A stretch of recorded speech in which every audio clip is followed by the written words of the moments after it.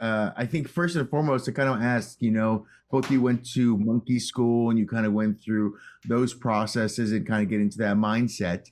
So I think for Kevin and Proximo, I have to ask, did you alpha out during that time shooting? Did you alpha things? I mean, was Owen eating a burrito at craft services and you came over and took it? I mean, like did you kind of carry that alpha mode in your head? When I go into Proximus mode, I always pick the biggest ape in the room. Did you notice that? Like I did that with Michael Straight. Like I was wondering, why was I doing that? I would pick the biggest threat to me physically, and I make sure that they understand who I am and that I'm here. You're right. Wow. Yeah, it's just this natural instinctual thing as soon as I go into Proximus. But Kevin himself is not like you were very kind on set, even as Proximus, you were always kind of sweet to me. He never alphaed out, I wouldn't say.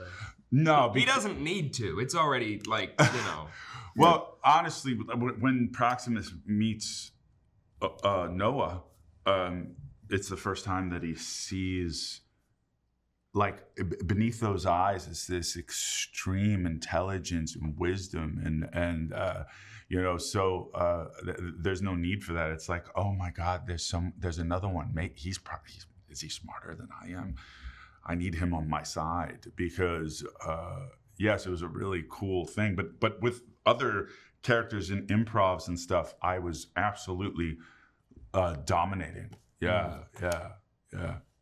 And Owen, when it comes to this story, we've seen many Planet of the Apes films. What do you think that sets this one apart as we grow the story and we grow the world? Yeah, I think this one has a different tone than anything we've seen before. This is about a kid coming into himself and finding his strength, and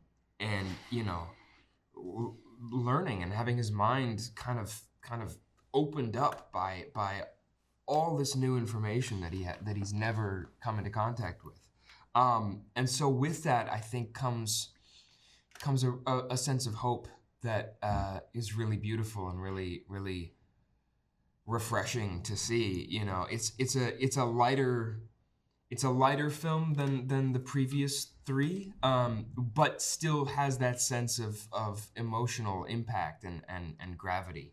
But the scope is just massive. Like the world that Wes and Weta have created is so beautiful, like so huge. You want to watch it on the biggest screen you possibly can. I mean, when we first we saw it on a smaller screen, and it was great.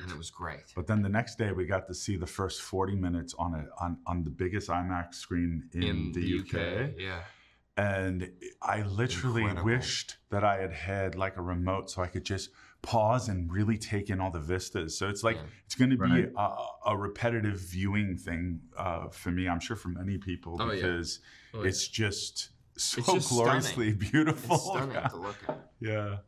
I have to let you guys go, but I have to ask: was there any specific tricks you had to get into monkey mode? Locking the hips, or doing anything with your hands, or anything else that got you into the character quick?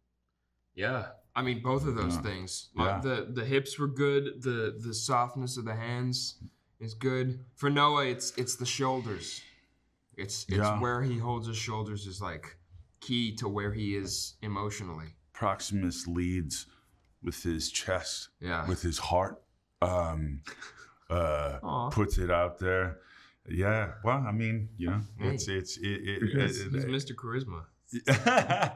We would just turn the channel on and off, right? So it's kind of, it's really fun. Very cool. Well, thank you very much. I hope everyone in your world is happy and healthy, and we're excited to promote this film. Thank you. Back to you, brother. Too. All the best. You good.